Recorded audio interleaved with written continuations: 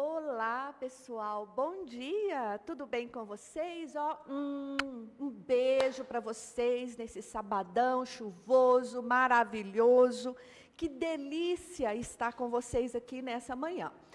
Meu nome é Gleice Emerick de Oliveira. Deixa eu passar aqui para vocês verem o meu nome. Provavelmente vários de vocês já foram meus alunos, inclusive alguns já são meus colegas nas prefeituras, não é? Com seus cargos públicos, lecionando como professores, como pedagogos. É uma delícia encontrar com vocês nos ambientes, né, que a gente circula. Então, esse aulão é justamente para incentivar você que está meio aí, brocochô. Quero dizer para você que nós vamos realizar o concurso, vamos fazer a prova e vamos passar. Nesse momento de pandemia, nada mais importante do que a gente se sentir seguro no emprego, né? Seguro para a nossa subsistência, para a nossa qualidade de vida, e é para isso que nós estamos aqui. A minha área de trabalho aqui na Fátima, né, que eu estou aqui há mais de 10 anos, né, então eu conheço bastante vocês, a nossa área é de gestão, planejamento e avaliação. E eu fiz um videozinho durante a semana e enviei para vocês dizendo que eu estaria falando sobre o Plano Nacional de Educação e o Plano Municipal de Educação. Hoje, gente, esses documentos, a LDB, a BNCC, são documentos básicos que você precisa se debruçar sobre eles para qualquer concurso, porque são os documentos da atualidade que norteiam a educação brasileira.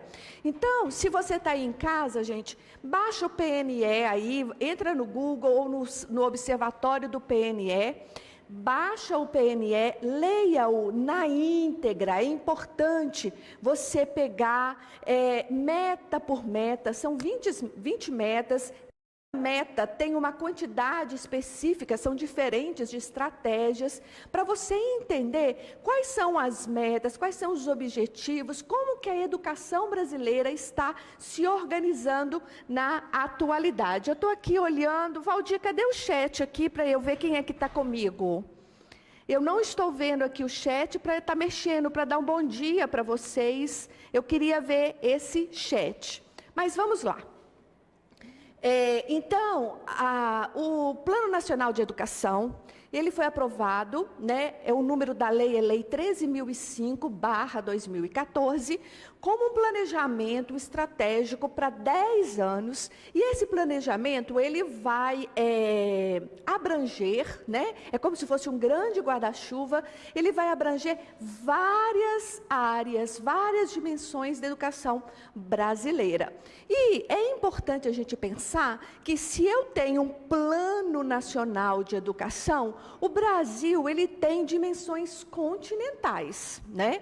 Então, as realidades do Brasil, em cada região, em cada estado, às vezes dentro do mesmo estado, de uma cidade para outra, são totalmente diferentes essas realidades. E nós temos ainda um problema grave, né? E que que piorou por causa da pandemia, que é a desigualdade social. Então, não faz sentido você ter um plano nacional que se estende por todo o território brasileiro e não ter um plano pertinho de nós. Então, na mesma lei que implementa o Plano Nacional de Educação, já há um artigo voltado para a obrigatoriedade de se organizar, que cada município, cada estado tem que construir, tem que elaborar os seus devidos planejamentos, os seus planos municipais e os seus planos estaduais de educação. Todos eles seguindo a mesma proposta do PNE, 10 anos de vigência. Eu não sei se vocês sabem, mas o Plano Nacional anterior, ele vigorou de 2001 a 2011. Uai, Gleice, você pode me perguntar assim, então, por que que o Plano Nacional, ele começa em 2014? Não era para ter começado, então, em 2012? Se o encerra no ano de 2011, então, 2012, o mais tardar, a gente já tinha que iniciar com outro Plano Nacional. A questão, gente, é que nos bastidores ali das disputas, né, que a gente sabe que o currículo é um território em disputa, nós sabemos que a avaliação, ela segue esse mesmo processo e as políticas públicas também. Então, o que estava em jogo ali, na verdade, era o financiamento da educação. Ou seja, foi estabelecido, né, os 10% do PIB destinados à educação, e naquele momento 2 grandes grupos disputavam esse recurso. De um lado, eu tinha os representantes do setor privado, da educação privada, e de outro lado, eu tinha os representantes do setor público, disputando essas verbas. E isso foi se arrastando ao ponto que nós atrasamos em 2 anos a aprovação do nosso PNE. Ok, gente? Está dando certinho aí? Para vocês contextualizarem, para vocês saberem como é que foi esse processo, qual foi o contexto, que surge o PNE. E uma coisa, gente, que eu quero destacar com vocês é que no Brasil, é o segundo plano nacional. Imagine que antes de 2001, né, então, nós nunca tivemos diretrizes macro claras, definidas, com metas específicas para serem alcançadas no Brasil. Então, é uma política que vem se consolidando, né? Se eu posso dizer isso, porque é a segunda vez, e mesmo sendo o segundo PNE, já há indicadores dizendo que nós não vamos alcançar as metas que estão propostas ali. Isso antes da pandemia, gente. Por exemplo, a erradicação do analfabetismo absoluto, que é uma das metas do PNE, já há indicadores dizendo que isso não vai acontecer até 2024, que ainda em 2024 nós teremos analfabetos absolutos no país. E aí, quando eu pego a gestão, que é uma meta específica voltada para a gestão democrática, se não me engano, é a meta 19, a meta 19. Então, quando eu pego a meta 19, se eu for estudá-la sobre gestão democrática, você vai ver que os estudos apontam que até a meta a gestão se tornar uma meta, não havia dados específicos sobre como se organizava a gestão das escolas brasileiras. Foi necessário incluir no censo escolar e nas avaliações sistêmicas. Então, quando chega, né, a prova Brasil, a prova ANA, nas escolas, vem acompanhados de um questionário que professores e diretores e os alunos, né, mas nesse caso seriam os diretores e os professores. Então, foi incluído algumas questões para dimensionar, para verificar, para mensurar como é que acontece essa gestão democrática nas escolas, entendeu? Então, até então, nós não tínhamos dados. O tempo todo a gente fala de gestão democrática, isso, né, gente, desde a década de 85 em diante, 90, foi o auge da discussão da escola democrática, mas apenas em 2014 ela se torna uma meta, e aí são organizadas formas de levantar dados para saber, de fato, o que é uma escola democrática. O que a gente está chamando de escola democrática no país. Então, vamos lá. O que é gestão? A gestão, ela não faz parte apenas do trabalho ou da educação. Olha só. hoje mesmo, você fez um processo de gestão, não é verdade? Eu disse para vocês que o Plano Nacional de Educação, né, em 2001, nós temos a aprovação do primeiro PNE. E em 2014, nós temos a aprovação do segundo PNE, ambos com a vigência de 10 anos. Né? E aí eu disse que há um intervalo, porque o PNE de 2001, ele vigorou até 2011, mas o segundo PNE em 2014.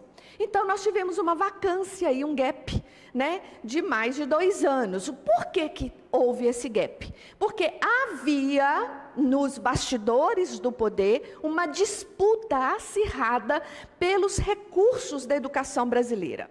Então, quando foi aprovado que 10% do PIB seriam destinados à educação, estava todo mundo junto, o grupo A e o grupo B. Mas quando veio a segunda parte da discussão, que era quem receberia esses recursos, então esses grupos se dividiram e entraram numa disputa. Então aí vocês vão perceber que nós temos um ambiente de disputa em qualquer lugar. O currículo é um espaço, é um território de disputa. A avaliação também vai mostrar os dados relativos, os resultados dessas disputas que são travadas e todos os processos políticos, né, não apenas educacionais, também são produtos de disputas. E aí, nós temos hoje um documento que norteia a gestão da educação brasileira. Agora, é importante a gente saber, gente, que a gestão, ela não acontece apenas num ambiente macro, como é a educação. A gestão acontece no nosso dia a dia. É aí, Johnny, que eu vou dizer para vocês. Ou seja, hoje, todo mundo gerenciou o seu tempo provavelmente diferente do que nos dias anteriores, que você não teria essa aula. Então, você já dormiu pensando que você deveria acordar mais cedo, acordar disposto, tomou mais café, com certeza, não é verdade? Para ficar acordado, para ficar disposto. Pode até estar aí deitado na sua cama, escutando essa aula maravilhosa, mas você passou por um processo de organização diferente. Então, a gestão, ela acontece dentro da nossa família, ela acontece na organização do nosso trabalho, ela acontece quando nós queremos nos casar, tudo é gestão. Mas, em se tratando da educação pública brasileira, a gestão é uma forma de planejar. Então, o PNE é um planejamento estratégico voltado para vários setores, para vários âmbitos da educação brasileira, nos 2 níveis. Quais são os níveis? A educação básica e a educação superior. E ela estabelece metas específicas quantificadas. Por que, gente, a importância da quantificação? Alguém sabe me dizer? Alguém sabe me dizer? Qual que é a importância da quantificação das metas do PNE, quando coloca assim, 100% de erradicação do analfabetismo do país, 100%, 50% de vagas para as creches, né? As crianças, 50% das crianças, 100% das crianças de 4 e 5 anos matriculadas na educação infantil. Alguém sabe me dizer por que há essa quantificação? Deixa eu ver aqui, quem é que sabe? Responde aqui para mim. Povo meu, fala aqui por quê? Por que que no PNE, e aí vocês vão encontrar isso no Plano Municipal de Belo Horizonte, né? Que também virá com quantificação. Por que que a gente tem que quantificar? Por que que o Plano Nacional, ou um bom projeto, um bom planejamento tem que vir quantificado? Gente, quer de vocês? Deixa eu ver aqui, cadê vocês? Alguém sabe? Gente, eu não gosto de dar resposta. Eu gosto de primeiro ver o que vocês estão falando. Para atingir o objetivo, Andréia? Sim, para atingir o objetivo. Então, para eu atingir o objetivo, Andréia, eu tenho que saber se eu atingir parte desse objetivo, se eu atingir metade desse objetivo, se eu atingir totalmente esse objetivo. Então, eu estabeleço as metas quantificadas para que eu possa mensurar se de fato eu alcancei o que foi proposto, entendeu? Parabéns, Andréia, você está afiada aí, beleza. E as metas, elas apontam para mim os resultados, porque já que elas são mensuráveis, eu consigo ter os resultados de uma forma mais concreta. Se eu coloco assim, alfabetizar todas as crianças do território brasileiro até os 7 anos, né? Porque a BNCC trouxe para os 7 anos. No PNE está 8 anos, mas a BNCC traz para 7. Se eu coloco todas quantas? Todas quantas? Eu estou dizendo de 100% das crianças até 7 anos ou 100%? Como é que é isso? Então, o planejamento, ele tem que vir quantificado. Fica aí, né? E aí, eu já disse para vocês, né, o número da lei, que é a Lei 13.005 de 2014. E lá na Constituição brasileira, né, na Constituição de 1988, no artigo 214, já prevê a necessidade ou orienta para que a política pública educacional, ela tenha um planejamento, ela tem um plano que vá organizando, que vá estabelecendo metas e estratégias para a educação brasileira. O PNE, então, nasce dessa discussão. Olha, gente, mesmo assim, vamos parar para pensar aqui, vamos pegar uma coisa mais concreta. Observe que a Constituição, ela faz esse apontamento em 1988. E o primeiro PNE é de 2001. Estão entendendo que o tempo da organização, da política, ela é diferente do tempo do nosso cotidiano. Então, quase uma década depois, né, é que que é realmente organizado o Plano Nacional de Educação. Nossa, professora, mas 20 metas é meta demais para a gente saber, para fazer uma prova. Como é que eu faço para entender, para compreender essas metas? Então, gente, as 20 metas, elas podem ser organizadas em 4 grandes grupos. Aí é importante você pensar, na hora que você estiver fazendo lá a prova, e tiver uma questão voltada para o PNE, você lembra dos grupos a que pertence cada uma dessas metas. Então, o primeiro grupo é chamado de metas estruturantes, porque são as metas de acesso, são as metas de direito básico, essencial, entendeu? Então, são metas que, sem elas, a educação, ela não vai alcançar a todos. Quais seriam essas metas? São as metas 1, 2, 3, 5, 6, 7, 9, 10. Vamos contar aqui. 1, 2, 3, 4, 5, 6, 7, 8, 9.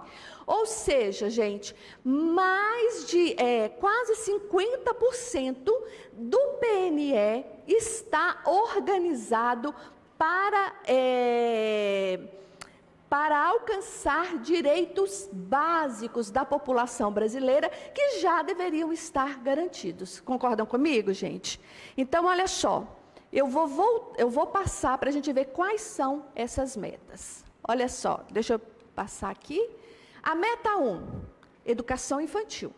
Então, a previsão do Plano Nacional é que até em 2024, 100% das crianças de 4 e 5 anos estejam matriculadas na educação infantil. Até porque, né, gente, a educação infantil, né, os 4 e 5 anos agora são obrigatórios. Até determinado tempo não era obrigatório e agora, passa a ser obrigatório. Então, nós temos uma educação brasileira em que o ensino fundamental era obrigatório a partir de 7 anos, depois passa para 6, o ensino fundamental, que era de 8 anos, passa para 9, e agora a obrigatoriedade se estende até o ensino, a educação infantil, como uma forma de equidade, como uma forma de atender a essas crianças mais cedo. Aí nós temos a meta 2, é a mesma coisa do ensino fundamental, porque, gente,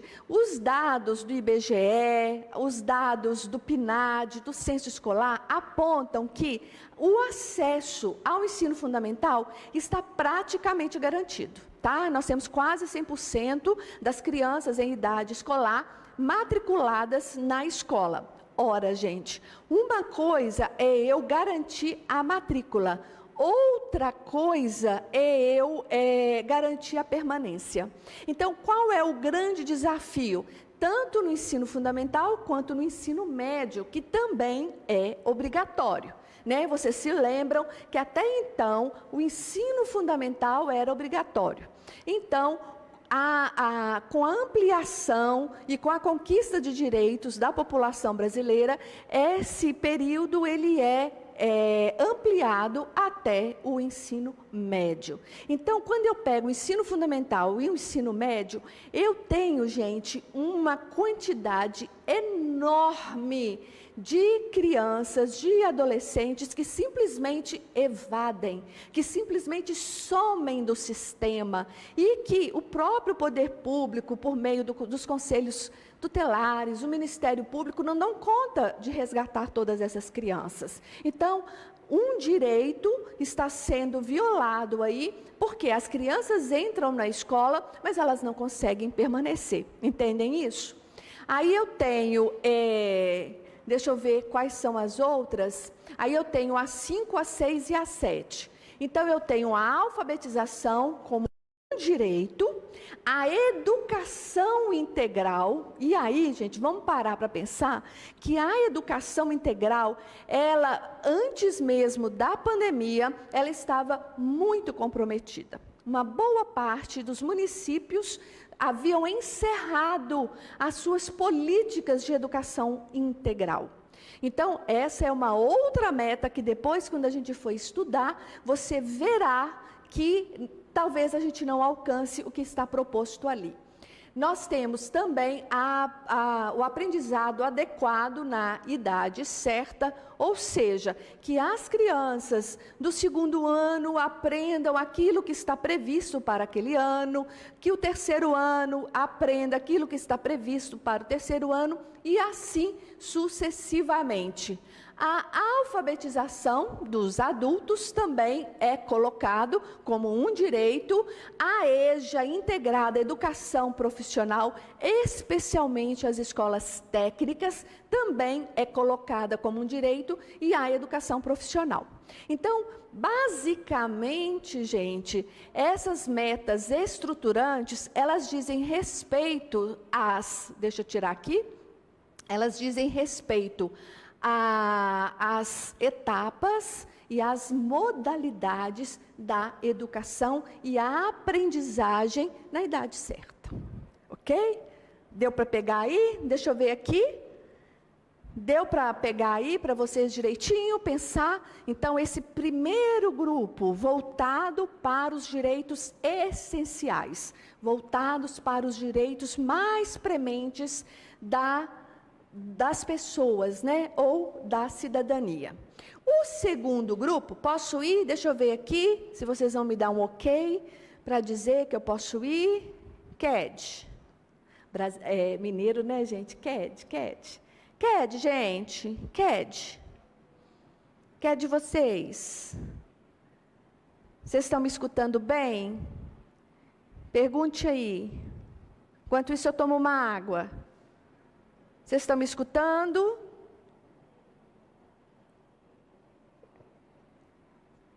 Entenderam? Tranquilo até agora? Dalgisa, obrigada. Dalgisa, beijo para você. Vocês estão entendendo a linha de pensamento que eu estou construindo com vocês?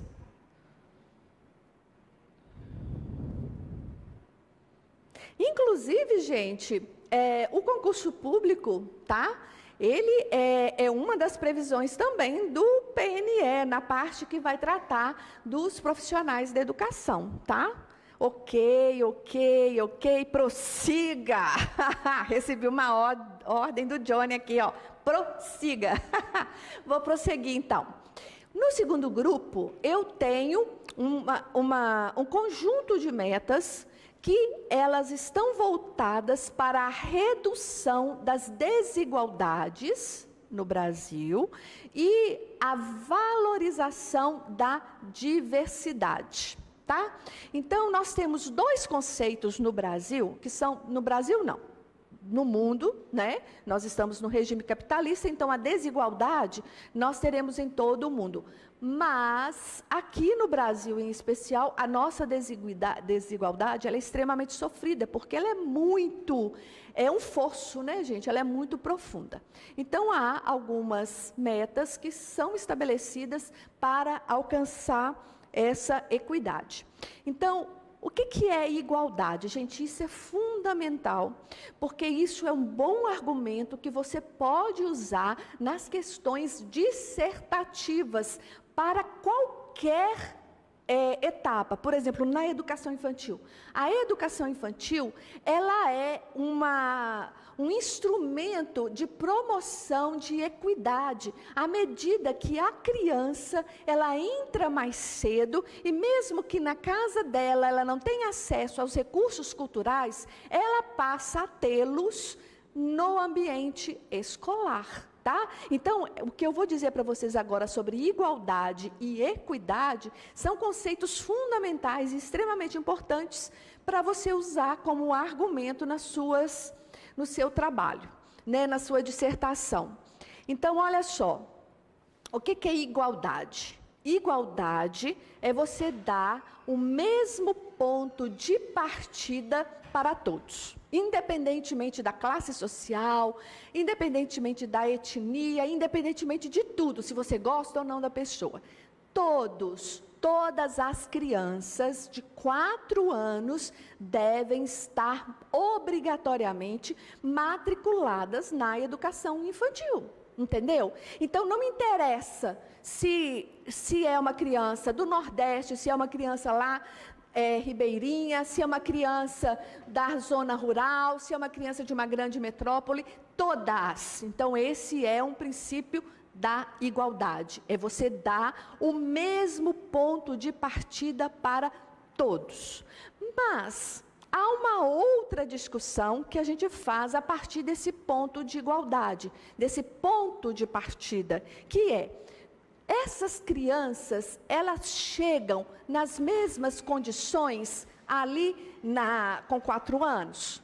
Então, se você pega, aí sim, se você pega a criança do Nordeste, se você pega a criança ribeirinha, se você pega a criança que mora num território quilombola, uma criança indígena, nós teremos várias realidades. E essas realidades faz com que o poder público tenha que ter um tratamento diferente para aquele que é diferente, de forma a equilibrar as defasagens, de forma a equilibrar as dificuldades para que elas se assemelhem, né?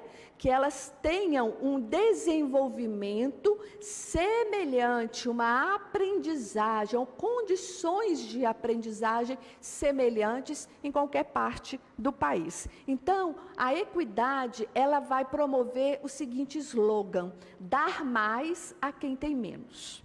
Tá? Então, esse segundo grupo, vocês entenderam? Aqui tem, deixa eu ver aqui. Ah, obrigada, Andréia, Luciana, obrigada também, que bom que vocês estão gostando. Então, dar mais a quem tem menos. Quais são as metas? Guarda aí, gente, olha, segundo grupo é o grupo da igualdade e da equidade. Então, quais são as metas? Metas 4 e 8. Vamos lá ver as metas 4 e 8? Educação especial inclusiva, ou seja, Gente, educação especial é uma coisa e educação inclusiva é outra.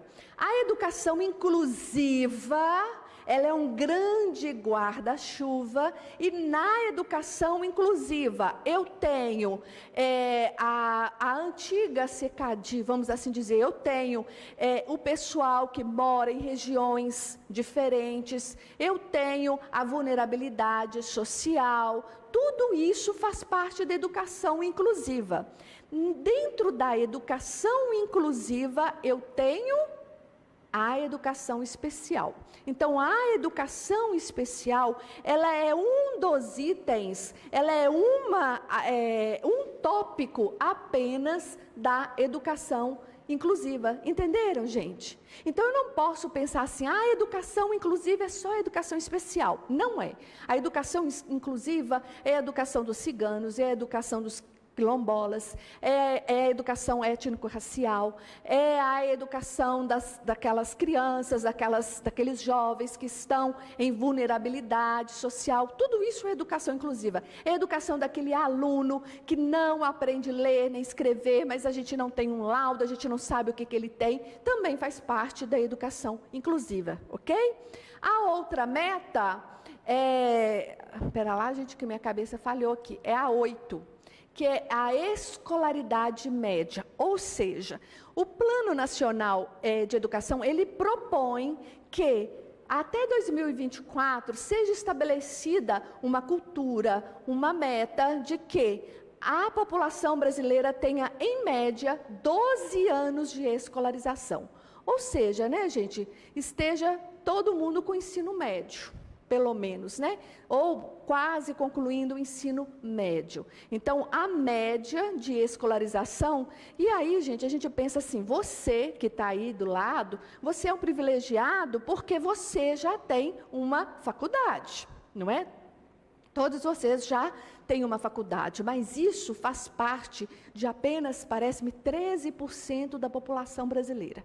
A maioria da população brasileira possui apenas o ensino fundamental, quando muito, o ensino médio. Entendeu? Então, nós ainda fazemos parte de um grupo privilegiado e isso tem que deixar de ser privilégio. Isso tem que ser direito garantido e promovido para todas as pessoas, não é verdade, gente? E não apenas massificar a educação superior, mas trabalhar uma educação, ofertar uma educação que seja, de fato, qualitativa, não é verdade, gente? Nós precisamos de uma educação qualitativa. Ok aí? Entenderam o conjunto de metas do segundo grupo? Agora vamos para o terceiro grupo. O terceiro grupo estamos nós. Ai, caiu. Estamos nós.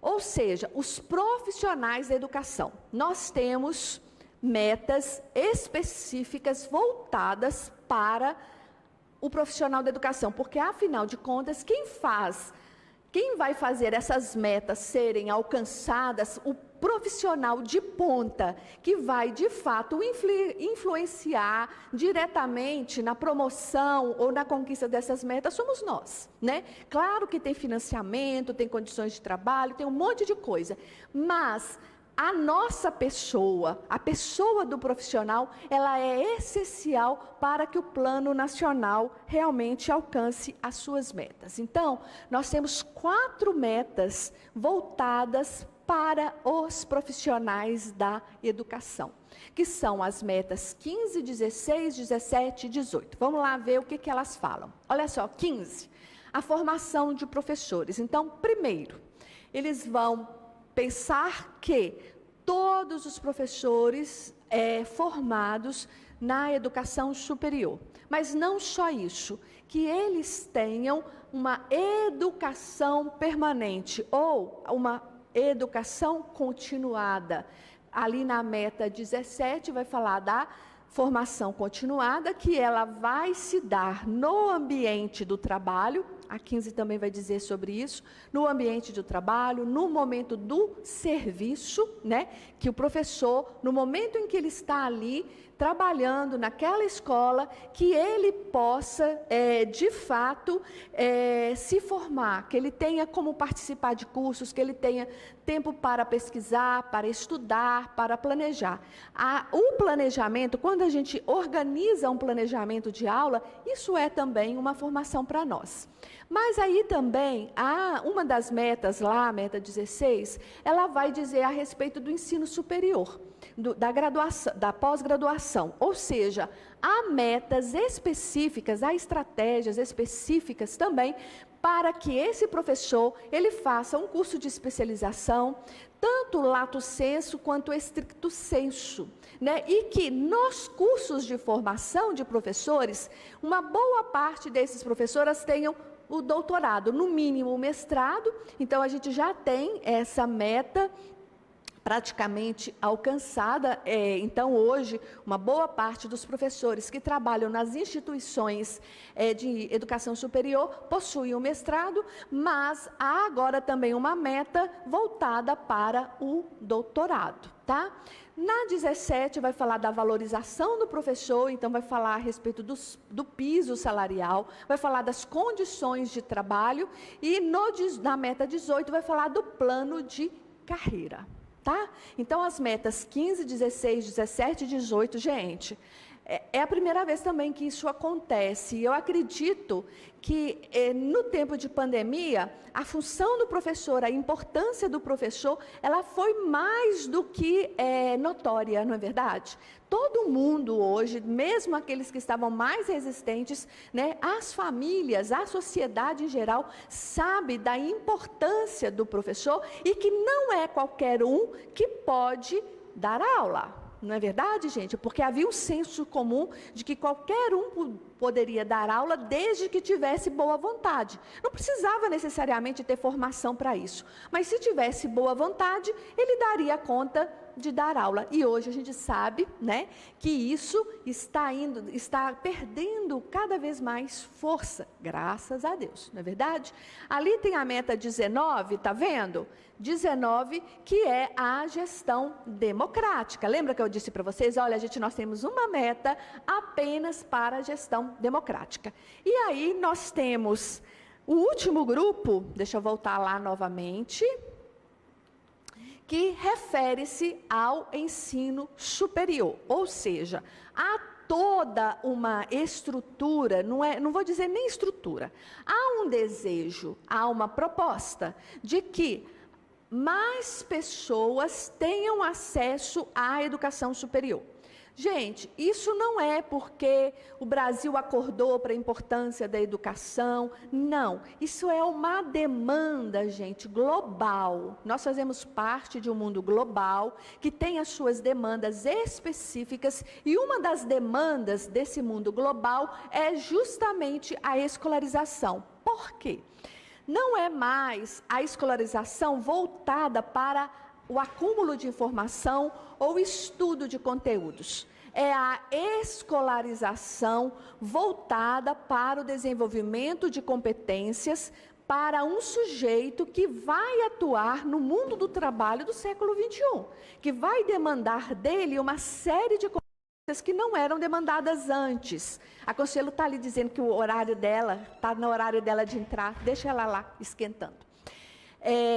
Aí ela cortou minha linha de pensamento, Consuelo? Então, as competências hoje, elas vão para além dos conteúdos. E aí, para que essa geração, ela tenha um mínimo condições, que o Brasil tenha condições de continuar o seu desenvolvimento, tem que se investir nessa educação voltada para a organização de competências. Então, não é à toa que a BNCC está toda organizada em torno das 10 competências gerais e depois das habilidades. Entenderam? Então, tem toda uma amarração política, de política pública, de planejamento, que estão andando juntos ali. E as competências hoje que são mais disputadas ou que são mais requeridas para o mundo de trabalho são criatividade. Então, vocês vão começar a ouvir, se já não começaram a ouvir muito, falando desse sujeito criativo, desse sujeito flexível, desse sujeito que tem capacidade de adaptabilidade. Difícil, né, essa palavra? Então, aquele sujeito que consegue se adaptar e aquele sujeito que dá conta de agir na incerteza, que dá conta de improvisar, que dá conta de agir na provisoriedade. Gente, mudou o eixo da educação toda. E aí eu preciso de profissionais que, de fato, deem conta de trabalhar nessa perspectiva. Então, eu tenho as metas 12, 13 e 14 do PNE voltados para isso. Então, vamos lá. Meta 12, a educação superior. Meta 14, pós-graduação. E a meta 13, né, titulação dos professores da educação superior, que é aquilo que eu disse para vocês, da titulação mínima dos professores da educação superior. É claro que isso vai atingir primeiramente a gente que dá aula na educação superior. Então, a forma como eu trabalhava anteriormente, às vezes, subutilizando as tecnologias digitais, elas mudam. A forma como eu me relaciono com o aluno também muda. A forma como eu vou abordar os conteúdos e os conceitos também muda. Então, eu preciso ter uma escolarização, uma preparação específica para isso. Então, a educação superior, nesse novo panorama, ela ganha uma importância muito grande. Então, estão aí. Vou voltar novamente para a gente rever, né? Lê aí comigo em casa. A Andréia lembrou de Paulo Freire. O que você lembrou de Paulo Freire? Andréia, fala para mim o que você lembrou. Eu sempre lembro de Paulo Freire também, né? Fantástico. Então, no primeiro grupo, eu tenho as metas estruturantes, que são as metas, vamos dizer assim, de acesso ao direito, tá? Então, eu tenho essas metas estruturantes. No segundo grupo, eu tenho a redução da desigualdade e os dois critérios que eu disse para vocês de igualdade e equidade, que nós explicamos também. E no segundo grupo, eu tenho, no terceiro, desculpa, eu tenho a valorização dos profissionais da educação, né? Melhores salários para nós, né, gente? Não é? Ninguém se importa, nós queremos não apenas melhores salários, nós queremos mais prestígio social, nós queremos, ai minha bandeira do sindicato aqui, né?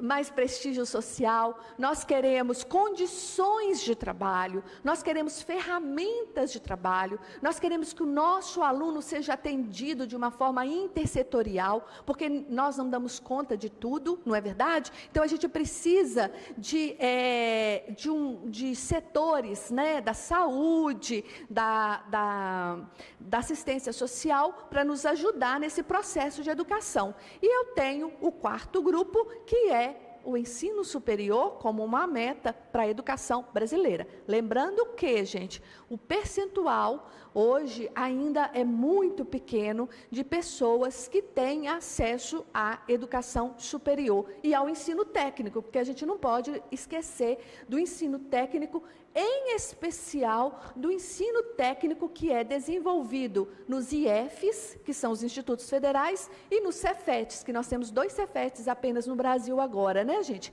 Que é o de São Paulo ou Rio de Janeiro, agora esqueci, é um dos 2. E aqui o de Minas Gerais. Então, novamente as metas. Verdade, Andréia. Quando eu falo, né, da questão da flexibilidade, da criatividade, gente, Paulo Freire estava muito à frente de nós, não é verdade?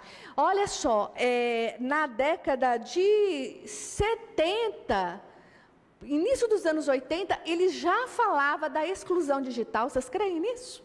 Ele já falava de que o mundo digital era uma grande descoberta do homem, uma coisa fantástica, que veio para ficar, mas que ele se preocupava, primeiro, da máquina mandar no homem, Ou seja, o homem perder a sua identidade, a sua individualidade, a sua proatividade, e a máquina passar a fazer aquilo que seria próprio do homem, e a exclusão, as pessoas que não teriam acesso a esse mundo digital. Olha, gente, quanto tempo antes, né? E agora a gente já está vivendo isso há um bom tempo. Aí, eu preparei uma questão para vocês.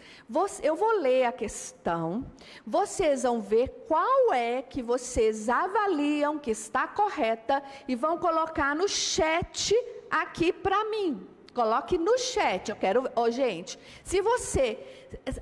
prova é assim. Primeiro a gente tem que acertar.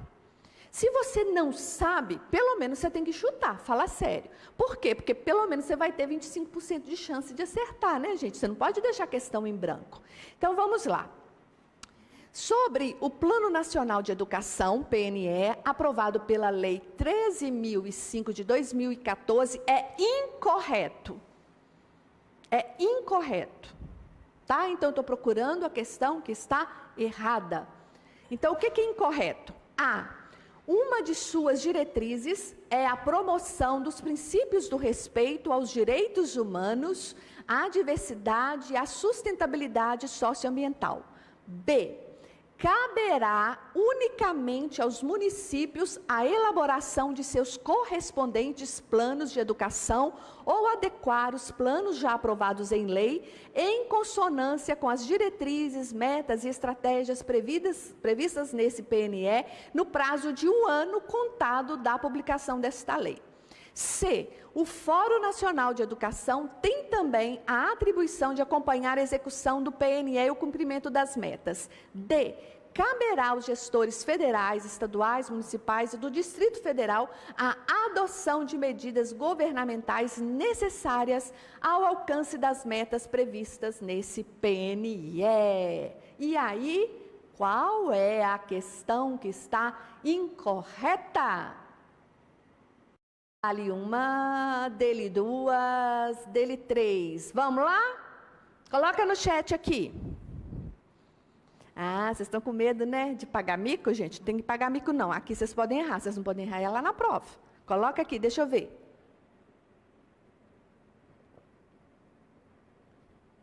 Qual é a questão que está incorreta em relação ao PNE? A Fátima já está sentada ali mandando eu sair, gente. A Fátima está ali morrendo de rir, me mandando embora. Mas eu vou pelo menos... Fátima, deixa eu só resolver. Eu preparei um monte de questão para vocês. Eu queria fazer mais questão. Então, deixa eu falar um negócio com você. Você vem fazer aula comigo aqui, fazendo favor? Tá bom? Você vem, faz a sua matrícula no curso, tá? A Fátima depois vai falar, o pessoal vai falar. Faz a sua matrícula no curso e vem estudar comigo, vai ser um prazer estar com você. Letra A, letra B, letra B, letra B, letra B. Que mais? Vamos lá? Se você não colocar é porque você já errou, hein? Deixa eu ver aqui. Tarararam, tarararam. Isso. Quem marcou a letra B acertou. Palmas! Palmas para você. Por quê? Gente, é estabelecido que os municípios e os estados, tá vendo? Eles teriam 1 ano para adequar os seus referenciais curriculares à proposta do Plano Nacional de Educação.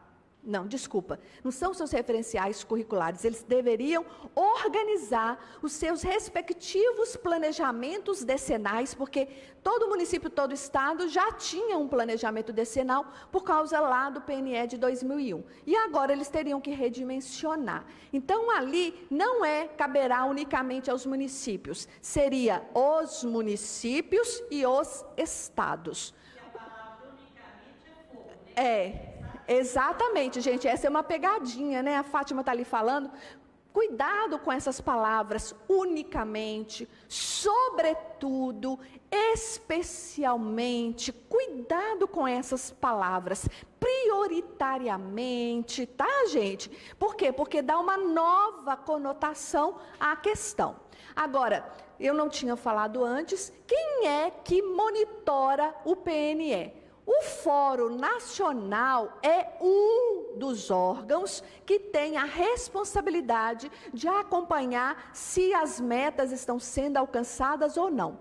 Então, se você for lá no observatório do PNE, você tem os relatórios, já saiu a terceira rodada dos relatórios, está lá no INEP, você pode ir lá no site do INEP para você ver se foi alcançado ou não, ou se está sendo alcançado da forma como está prevista no PNE, as metas, as estratégias, se as estratégias estão sendo desenvolvidas ou não. Olha a D, se você tivesse observado a AD, você teria acertado, sabe por quê? Porque a AD fala, olha, Estado, município e Distrito Federal, tá? Então, toda vez que a gente vai se referir a uma política de abrangência nacional, a gente sempre vai envolver o Estado, o município e o Distrito Federal. Ah, acabou. Coloca um tanto de carinha chorando aqui, gente, fazendo favor, falando que vocês estão tristes demais da conta, porque a aula acabou, tá? Finge aí, fala, eu queria mais aula com ela,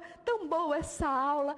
Beijo no coração de vocês, uma alegria, viu, gente? Sinceramente, de sair da minha casa e estar aqui com vocês nessa manhã. Deus abençoe vocês, se cuidem, tomem cuidado, cuidem daqueles a quem vocês amam. Um grande beijo e um abraço.